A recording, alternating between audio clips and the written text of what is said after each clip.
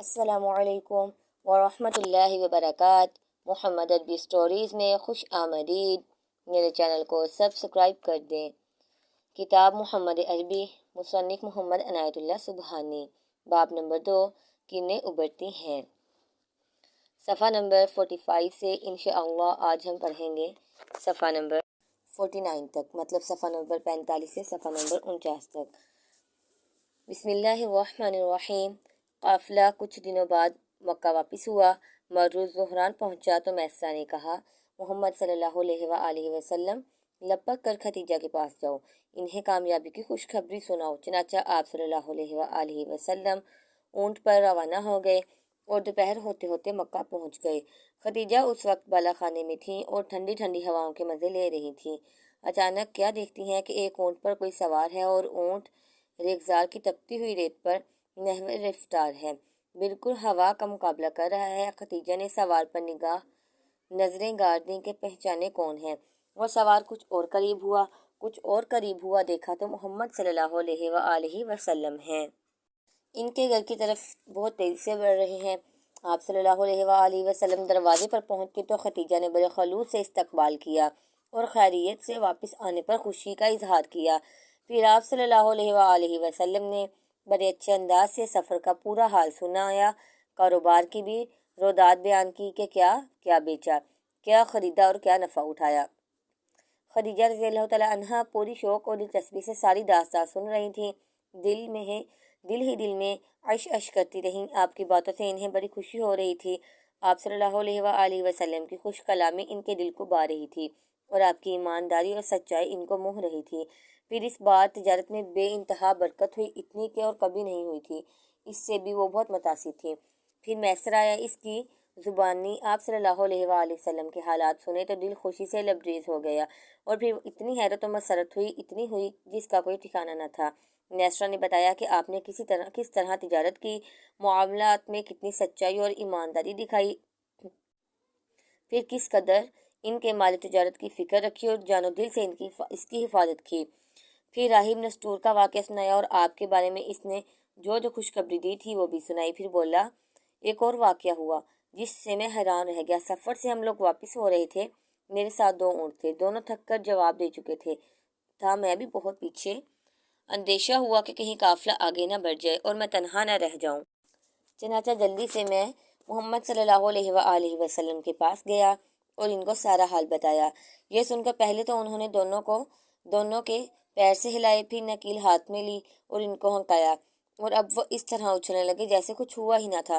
خدیجہ بہت حیران ہوئی اور بولی، بھائی ان میں تو بڑی عجیب و غریب خصوصیات ہیں۔ اب ناممکن تھا کہ خدیجہ کسی وقت آپ صلی اللہ علیہ وسلم کو بھول جائیں یا آپ ان کے ذہن سے اتر جائیں۔ جہاں ہوتی آپ ہی کا تذکرہ کرتی اور جن سے ملتی آپ ہی کے گن گاتی۔ اب ان کو آپ سے بے انتہا محبت تھی اور تمنا تھی کہ کس طرح ان میں امین اور صالحہ جو ان کو اپنا شریک زندگی بنا لے۔ خدیجہ کو اس کی فکر ہوئی، تمنا ہوئی اور پھر ایک طرف بن گئی۔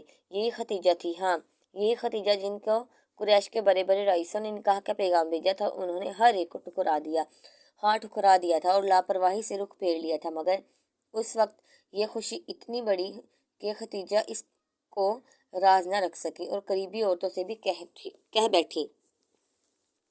ان میں سے ایک خاتون نفیسہ بنت علیہ تھی۔ وہ بولی، خدیجہ کیا حج ہے، امین سے نکاح کر لو۔ خدیجہ نے کہا، اس کی شکل کیا ہوگی؟ نفیسہ نے جواب دیا، میں اس کی ذمہ دار ہوں۔ پھر وہ آپ کے پاس آئی اور بولی، محمد صلی اللہ علیہ وآلہ وسلم نکاح کیوں نہیں کر لیتے؟ آپ نے فرمایا، میرے پاس ہے کیا جو کر لوں؟ وہ بولی، اچھا بتاؤ، اگر کوئی انتظام ہو جائے، ایک نہایت حسین اور مالدار خاتون سے نکاح کرنے کو کہا جائے تو کیا تیار ہو جاؤ گے؟ آپ نے فرمایا، وہ کون ہے؟ وہ بولی، خدیجہ۔ خدیجہ کے اخلاق اور دانائی سے آپ بہت متاثر تھے۔ آپ صلی اللہ علیہ وآلہ وسلم نے جیسا سنا تھا ان کو ویسا ہی پایا تھا۔ لوگ ان کو طاہرہ کہتے تھے اور آپ نے ان کو طاہرہ ہی پایا تھا، مگر ان سے نکاح یہ تو آپ کے خواب و خیال میں بھی نہ تھا، کیونکہ آپ کو معلوم تھا کہ اس کے لیے بڑے بڑوں نے زور لگایا لیکن وہ ترس کر رہ گئے۔ لیکن آپ صلی اللہ علیہ وسلم نے فرمایا، لیکن خدیجہ سے نکاح کی کیا شکل ہوگی؟ نفیسہ نے آپ کو بھی وہی جواب دیا، یہ میرا ذمہ۔ پھر آپ صلی اللہ علیہ وآلہ وسلم ابو طالب کے پاس پہنچے اور ان سے سارا ماجرا کہا۔ ابو طالب نے سنا تو سخت حیران ہوئے، مگر آپ کی زبان سے کبھی جھوٹ یا غلط بات نہ سنی تھی، اس لیے انکار بھی نہ کر سکتے تھے۔ البتہ بولے تعجب ہے بیٹے، خدیجہ قریش کی معزز خاتون مال و دولت اور جاہ و منصب والوں کو ٹھکرا دے اور تم کو اپنا شوہر بنانا پسند کر لے۔ پھر بولے لیکن بیٹے اگرچہ تم مال کے کنگال ہو پر شرف و عزت سے مالا مال ہو۔ آپ نے فرمایا چچا نہ مجھے مال کی ہوس ہے اور نہ اس کی ضرورت۔ پھر ابو طالب نے بھائیوں کو ساتھ لیا اور خدیجہ کے چچا عمرو بن اسد کے پاس پہنچ گئے۔ ان کے بھائی عمرو بن خولید سے بھی ملے اور آپ کی طرف سے خدیجہ کے نکاح کا پیام دیا۔ وہ دونوں اسی دم تیار ہو گئے۔ اس طرح چٹ پٹ شادی کا دن طے ہو گیا اور پھر وہ دن آیا تو خدیجہ کے تمام شرفائے خدیجہ کے مکان پر جمع ہو گئیں۔ ابو طالب نے خطبہ نکاح دیا۔ خطبہ بہت شاندار تھا۔ اس سے اندازہ ہوتا ہے کہ آپ کے بڑے آپ صلی اللہ علیہ وآلہ وسلم کے اخلاق کے اوصاف سے کس قدر متاثر تھے۔ حمد و ثنا کے بعد بولے یہ میرے بڑے بھائی عبداللہ کا بیٹا محمد صلی اللہ علیہ وآلہ وسلم ہے۔ یہ وہ نوجوان ہے کہ قریش میں اس جیسا کوئی نہیں۔ ہاں مال اس کے پاس کم ہے لیکن مال تو چلتی پھرتی چھاؤں ہے۔ محمد صلی اللہ علیہ وآلہ وسلم میرا عزیز ہے، یہ تم سب جانتے ہو، اور خلید کی بیٹی خدیجہ سے نکاح کرنا چاہتا ہے اور میرے مال سے 20 اونٹ مہر مقرر کرتا ہے۔ باخدا اس کا مستقبل انتہائی شاندار ہے۔ اس طرح یہ مبارک تقریب انجام پا گئی اور خاتون قریش امین قریش کے گھر آ گئی۔ اس وقت حضور صلی اللہ علیہ وآلہ وسلم کی عمر 25 سال 2 ماہ 10 دن تھی اور بی بی خدیجہ کی عمر 40 سال تھی۔ رخ مصطفیٰ ہے وہ آئینہ کہ اب ایسا دوسرا آئینہ نہ ہماری بزم خیال میں نہ دکانیں آئینہ ساز میں۔ اس وقت محمد صلی اللہ علیہ وآلہ وسلم کی اٹھتی ہوئی جوانی تھی، حسن و دلکشی بلا کی تھی۔ گورا گورا رنگ ملاحت لیے ہوئے، مسکراتا ہوا نورانی چہرہ، ہلکی گولائی لیے ہوئے، قد درمیانہ، نہ تو پست قد اور نہ ہی بہت زیادہ لمبے، بڑا سر جس پر سیاہ سیاہ گھنے بال، گھنگریالے چوڑی پیشانی جس سے غیر معمولی عظمت ٹپکتی، باریک باریک بویں ایک دوسرے سے جدا، کچھ خمدار اور بڑی ہوئی، انتہائی خوشنما، دراز بلکہ سیاہ سرمگی آنکھیں، چوڑائی لیے ہوئے، سفیدی میں ہلکی ہلکی سرخی جو آنکھوں کی کشش میں غیر معمولی اضافہ کر رہی ہوتی، پھر نگاہوں میں شرم و حیا کی گلاوٹ اور دیکھنے کا انتہائی معصومانہ اور دلکش انداز، ناک کچھ اونچی اور ستواں، سامنے کے دانتوں میں ہلکی ہلکی رینخیں، گفتگو فرماتے تو موتی کی طرح چمکتے، ایسا لگتا جیسے ان سے نور ابل پڑ رہا ہے۔ چہرے پر بڑی ہوئی گھنی دھاری، خوبصورتی سی اونچی گردن، سینہ کشادہ، مونڈوں کا درمیانی فاصلہ عام پیمانے سے کچھ زیادہ، چوڑی چوڑی کلائیاں، ہتھیلیاں فرق اور نرم و گداس، انگلیاں موزوں حد تک دراز، ہلکی ہلکی ستی ہوئی پنڈلیاں اور ایڑیوں پر برائے نامگوشت تلوے ذرا گہرے، چلتے تو قوت کے ساتھ، ذرا آگے کو جھک کر، قدم جما کر رکھتے، رفتار بہت تیز ہوتی، معلوم ہوتا نشیب میں اتر رہے ہیں، چہرہ غور و فکر میں ڈوبا رہتا اور نگاہوں میں پاکیزہ خیال اور بلند جذبات چمک رہے ہوتے، دیکھنے والا پہلی نظر میں مرعوب ہو جاتا۔ خدیجہ کے ساتھ آپ صلی اللہ علیہ وآلہ وسلم کی زندگی انتہائی پر لطف تھی۔ ان کی رفاقت آپ کے لیے راحت ہی راحت تھی۔ وہ ایک نہایت ہوشیار، تجربہ کار اور سمجھدار خاتون تھیں۔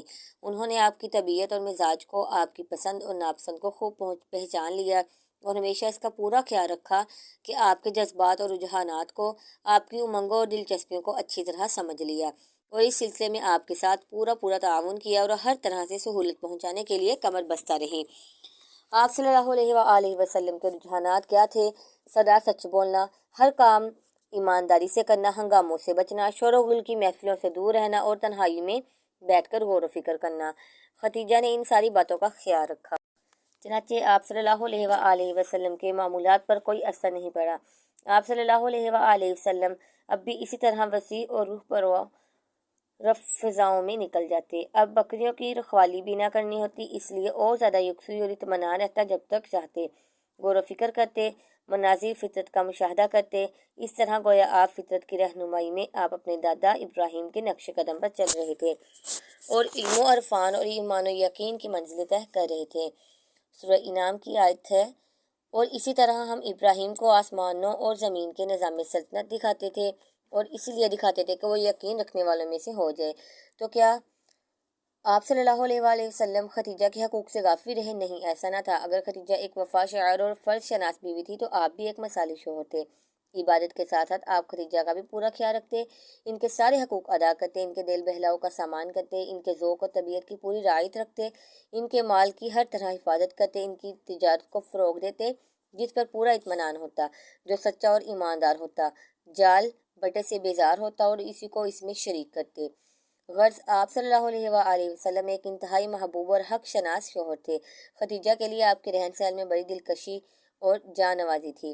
آپ کا ساتھ ان کے لیے بڑا ہی سکون بخش اور پرکیف تھا۔ خدیجہ نے آپ صلی اللہ علیہ وآلہ وسلم کو بڑے بڑے مالداروں اور عزت داروں پر ترجیح دی تھی۔ جاہ و منصب والوں کے مقابلے میں آپ کو اپنا خاوند بنانا پسند کیا تھا۔ وہ آپ کے بارے میں انتہائی حسن ظن رکھتی تھی اور آپ سے ہی بہت سی امیدیں تھیں۔ پھر بھی ان کو پہلے اس سے اندازہ ہو گیا تھا کہ وہ کتنی خوش نصیب ہیں۔ تھے تو آپ صلی اللہ علیہ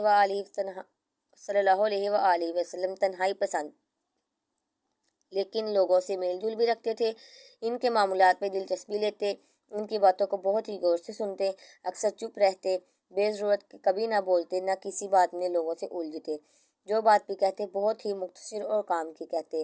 اس میں بھی ظرافت ہوتی، ظرافت میں بھی لطافت ہوتی، چہرہ مسکراتا، دیکھنے میں بہت دلکش اور بھلا لگتا، بات کرنے والا گرویدہ ہو جاتا، یہی مسکراہٹ کبھی کبھی ہنسی میں تبدیل ہو جاتی۔ انہی خوبیوں کی وجہ سے لوگ آپ کی ہر بات کو وزن دیتے، آپ صلی اللہ علیہ وآلہ وسلم کی رائے کا احترام کرتے اور آپ صلی اللہ علیہ وآلہ وسلم کے مشوروں پر عمل کرتے۔ آج کے لیے اتنا ہی، جزاک اللہ خیرا۔